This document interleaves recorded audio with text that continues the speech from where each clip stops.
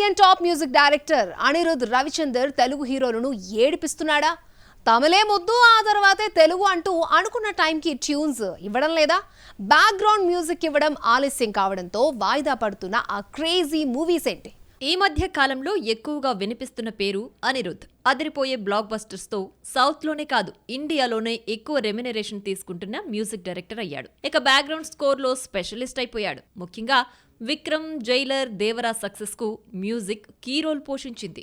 దీంతో తమిళ స్టార్సే కాదు తెలుగు హీరోలు కూడా అనిరుద్ కావాలని ఇంట్రెస్ట్ చూపిస్తుంటే అనిరుద్ మాత్రం చుక్కలు చూపిస్తున్నాడు. విజయ్ దేవరకొండ, గౌతమ్ తిన్ననూరి కాంబోలో రూపొందుతున్న కింగ్డమ్ కు అనిరుద్ ను మ్యూజిక్ డైరెక్టర్ గా తీసుకున్నారు.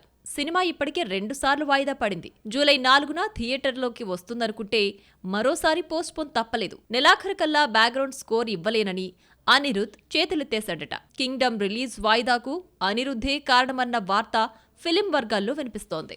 అనిరుద్ వర్క్ కు తారక్ ఫిదా అయిపోయి దేవర కోసం ఏరుకోరి తీసుకున్నాడు. తెలుగులో అజ్ఞాతవాసి, గ్యాంగ్ లీడర్ వంటి ఫ్లాప్లున్నా ఈ సెంటిమెంట్ పక్కన పెట్టి అనిరుద్ధే కావాలన్నారు. గత ఏడాది సమ్మర్లో రావాల్సిన దేవర దసరాకు వెళ్లిపోవడానికి అనిరుద్ కూడా ఒక కారణమే. టైంకు ట్యూన్స్ ఇవ్వలేదు. సినిమా హిట్ అయితే ఓటీటీలోకి రావడం లేట్ అవుతుందేమో కానీ ఫ్లాప్ అయితే మాత్రం 2-3 వారాలకి ఓటీటీలో స్ట్రీమ్ అవుతుంది. సినిమా విడుదలైన 8 వారాల తర్వాతే ఓటీటీలోకి వస్తుందని హీరో చెప్పాడు. పరిస్థితులు తిరగబడ్డంతో 3 వారాలకే ఓటీటీలో వచ్చేస్తుందా? ఇంతకీ ఇదంతా ఏ సినిమా గురించే కదా, చూద్దాం. నాయకుడు వచ్చిన 37 ఏళ్ల తర్వాత కమల్ హాసన్, మణిరత్నం రిపీట్ అయింది. తంబీలు ఎన్నో అసలు పెట్టుకున్న థగ్ లైఫ్ డిజాస్టర్ అయింది. సినిమాను ప్రపంచవ్యాప్తంగా 106 కోట్లకు అమ్మితే 40 కోట్లు కూడా రాలేదు. ఇక తెలుగులో అయితే కలెక్షన్స్ క్లోజ్ అయిపోయాయి. డిజాస్టర్ అయిన భారతీయుడు 2 థగ్ లైఫ్ కంటే చాలా బెటర్. వరల్డ్ వైడ్ 75 కోట్లు రాబట్టింది. థగ్ లైఫ్ సూపర్ హిట్ అవుతుందనుకున్న కమల్ అంచనాలు తలకిందులయ్యాయి. నాయకుడిలా మరోసారి మాఫియా బ్యాక్ డ్రాప్ ఎంచుకుని తప్పు చేశారు. రొటీన్ మేకింగ్ తో బోర్ కొట్టించాడు మణిరత్నం. ఈ క్రేజీ కాంబినేషన్ 160 కోట్ల ఓటీటీ రైట్స్ తీసుకొచ్చింది. సినిమాపై ఉన్న నమ్మకంతో రిలీజ్ అయిన 8 వారాల తర్వాతే ఓటీటీలో స్ట్రీమ్ కావాలని కండిషన్ పెట్టాడు కమల్. అయితే రిజల్ట్ తారుమారు కావడంతో ఓటీటీ రిలీజ్ డేట్ ముందుకొచ్చేసింది. పెద్ద సినిమా ఫ్లాప్ అయితే ఓటీటీ రిలీజ్ డేట్ ముందుకొచ్చేస్తుంది. ఇలా ఓటీటీలు ముందే ఒప్పందం కుదుర్చుకుంటాయి. సినిమా డిజాస్టర్ అయితే 50 రోజుల తర్వాత స్ట్రీమింగ్ చేస్తామంటే చూసేవాళ్లు ఉండరు. ఆల్రెడీ పైరసీలో చూసేస్తారు. ఓటీటీనే నమ్ముకున్న ఆడియన్స్ అయితే ఫ్లాప్ మూవీని చూడ్డానికి ఇష్టపడరు. దీంతో ఫ్లాప్ అయిన మూవీని ముందుకు తీసుకొచ్చేస్తారు. చిరంజీవి, రామ్ చరణ్ కలిసి నటించిన ఆచార్య డిజాస్టర్ కావడంతో రిలీజ్ అయిన 3 వారాలకే ఓటీటీలో స్ట్రీమ్ అయింది. ఆగస్టు 7న నెట్ఫ్లిక్స్ లోకి రావాల్సిన థగ్ లైఫ్ ఈ నెలలోనే స్ట్రీమింగ్ అయ్యే ఛాన్స్ ఉంది. బాలయ్య కెరియర్ లో అఖండ 2కి వచ్చినంత క్రేజ్ మరొక టీజర్ కి రాలేదు. వ్యూస్ పరంగా, లైక్స్ పరంగా తన రికార్డ్స్ అన్నింటినీ బ్రేక్ చేశాడు బాలయ్య. ఇక నందమూరి ఫ్యాన్స్ తాండవంలో ఉన్నారు. అంతా బాగానే ఉన్నా ఆ ఒక్క విషయంలో మాత్రం ఫ్యాన్స్ డిసప్పాయింట్ అయ్యారు. ఎందులోనో చూద్దామా? బాలయ్య సినిమా నుంచి టీజర్, ట్రైలర్ వచ్చిందంటే 10 మిలియన్ వ్యూస్ దాటడం కష్టం. కానీ అఖండ 2 టీజర్ ఏకంగా 22 మిలియన్ వ్యూస్ ని దాటేసింది. గతంలో 100K లైక్స్ కూడా రాని బాలయ్య అఖండ 2తో ఏకంగా 500,000 లైక్స్ ని దాటేశాడు. సింహ, లెజెండ్, అఖండ వంటి హ్యాట్రిక్ కాంబినేషన్ తర్వాత బాలయ్య, బోయపాటి కలయికలో వస్తున్న మూవీ కావడంతో, అందులోనూ అఖండకు సీక్వెల్ గా రావడంతో అఖండ 2 పై భారీ అంచనాలున్నాయి. దీనికి తగ్గట్టే వ్యూస్ ని రాబట్టింది. అంతా బాగానే ఉన్న టీజర్ మిక్సింగ్ లో కాస్త తేడా ఉన్నట్టు ఫీల్ అవుతున్నారు ఫ్యాన్స్. నార్మల్ సౌండ్ కంటే ఎక్కువ పెట్టుకోవాల్సి వస్తోంది. సెకండ్ డైలాగ్ 1కి 10 సార్లు వింటే కానీ అర్థం కాలేదు. బాలయ్య బర్త్డే సందర్భంగా తీసుకురావాలనుకున్న తొందరలో సౌండ్ క్వాలిటీపై దృష్టి పెట్టలేదు మేకర్స్. బాలయ్య తన బర్త్డే పండుగను బసవతారకం క్యాన్సర్ హాస్పిటల్లో జరుపుకున్నారు. ఈ సందర్భంగా అఖండ 2 టీజర్ గురించి మాట్లాడుతూ -4 డిగ్రీస్ చలిలో అందరూ జర్కిన్స్ వేసుకుని వణిగిపోయారని, తను పంచే స్లీవ్లెస్ కాస్ట్యూమ్స్ తో చలి తెలియకుండా ఆ పరమేశ్వరుడి ఆజ్ఞతో నటించాను అన్నారు. తన వయసు గురించి బాలయ్య మాట్లాడుతూ ఇదొక నెంబర్ మాత్రమేనని, మైండ్ స్ట్రాంగ్ గా ఉంచుకుంటూ శరీరాన్ని అదుపులో ఉంచుకుంటే ఎన్నో ఏళ్లు జీవిస్తూ ఎన్నో సాధిస్తాము అన్నారు. ఓ సందర్భంలో బాలయ్య అంటే ఏమిటో చూపిస్తారని అంటే ఏం చూసుకుని ఇంత పొగరంటూ కామెంట్ చేశారన్నారు. నన్ను నేనే చూసుకుని ఇంత పొగరన్నాడు బాలయ్య. రాక పెద్ద సినిమా ఆఫర్ వచ్చింది. కాస్త లేట్ అయినా పెద్ద హీరోతో నటించే లక్కీ ఛాన్స్ కొట్టేసింది. దీనికి తగ్గట్టే సినిమా బ్లాక్ బస్టర్ హిట్ అయింది. ఇంకేముంది, ఆ హీరోయిన్ సుడి తిరిగినట్టే.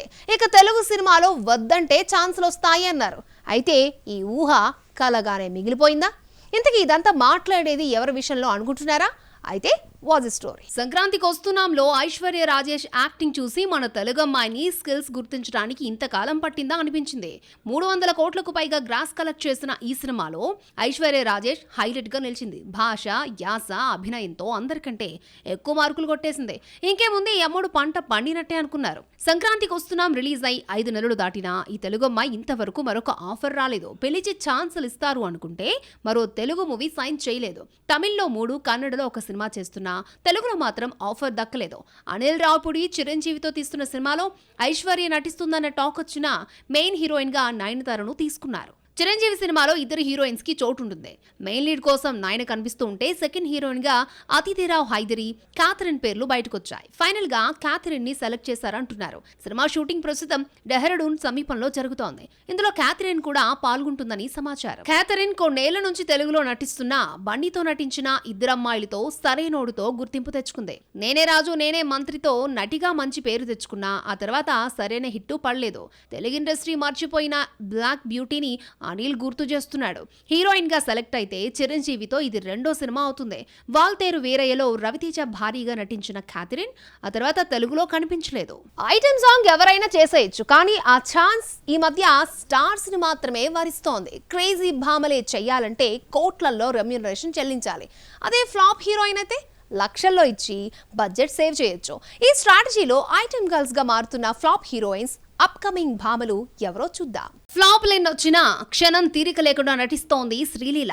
చిన్న పెద్ద అన్న తేడా లేకుండా అందరితో చెతకడుతోంది. పుష్ప 2లో కిసిక్కి పుణ్యమా అని మళ్లీ గాడిలో పడింది. రొమాంటిక్ మూవీతో వెండితెరకు పరిచయమైన ఢిల్లీ అమ్మాయి కేతికా శర్మ బ్రేక్ ఈవెన్ కోసం చాలా కాలం వెయిట్ చేయగా సింగిల్ మూవీతో ఫస్ట్ హిట్ ని అందుకుంది. ఈలోగా రాబిన్ హుడ్ లో ఐటెం సాంగ్ తో సర్ప్రైజ్ చేసింది కేతిక. తెలుగులో గ్లామర్ హీరోయిన్ అంటే ముందుగా గుర్తొచ్చే హీరోయిన్ నేహా శెట్టినే. డీజే టిల్లుతో పాపులర్ అయిన యంగ్ హీరోలతో వరుస సినిమాలు చేసినా హిట్టు పడలేదు. ఐరన్ లెగ్ ముద్రపడిన నేహాకు పవన్ ఓజీలో ఐటెం సాంగ్ చేసే ఛాన్స్ వచ్చింది. Match square item girl Reba Monica John సామచివరగమన అనే హిట్ మూవీతో తెలుగులోకి అడుగుపెట్టిన హీరోయిన్ గా మరొక ఛాన్స్ రాలేదు. మరోవైపు రజనీకాంత్ కూలీలో, విజయ్ జననాయకన్ వంటి క్రేజీ మూవీస్ చేస్తున్న చిన్న సినిమా మ్యాచ్ స్క్వేర్ లో చేసిన ఐటెం సాంగ్ క్రేజ్ ని తీసుకొచ్చింది. సినిమా అంటే పిచ్చి ఫ్యాషన్ ఏదైనా అనుకోండి, హిట్టు పడే వరకు గజనీ మహమ్మద్ లా పోరాడాల్సిందే.